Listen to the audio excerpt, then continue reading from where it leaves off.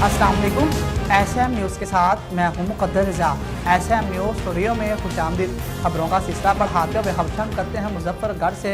जनूबी वज़ीरिस्तान ऑपरेशन के दौरान वतन पर जाने निछावर करने वाले मुजफ्फरगढ़ के 3 फौजी जवानों की नमाज जनाजा अदा कर दी गई। दुश्मनों से लड़ते हुए बहादुरी से शहीद होने वाले फौजी जवान की 3 आबादी इलाकों में फौजी एजाज़ के साथ की गई।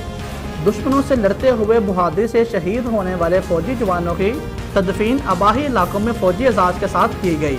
मौजा दौलतपुर के रहायशी शहीद फौजी जवान अशफाक हुसैन की नमाज जनाजा फौजी एजाज़ के साथ अदा करके तदफीन कर दी गई। गुजरात के रहायशी शहीद जवान मोहम्मद शहराज की नमाज जनाजा भी अदा कर दी गई। मौजा सिक्की के रहायशी शहीद जवान मोहम्मद इंतज़ार की नमाज जनाजा भी फौजी एजाज़ के साथ अदा कर दी गई। इसके साथ ही आपको बताएं कि हमारे नुमाइंदे इरशाद अहमद की रिपोर्ट के मुताबिक जड़ावाला कमरा अदालत के अंदर फायरिंग का मामला, एक शख्स जान बाग हो गया और एक शदीद जख्मी हो गया। जड़ावाला हाता अदालत में कत्ल करने वाला मुलजिम जो कि वकीलों की वर्दी पहनकर अदालत में दाखिल हुआ और उसने फायरिंग शुरू कर दी। पुलिस ने बरवक्त कार्रवाई करते हुए इसको गिरफ्तार कर लिया और असला भी बरामद कर लिया।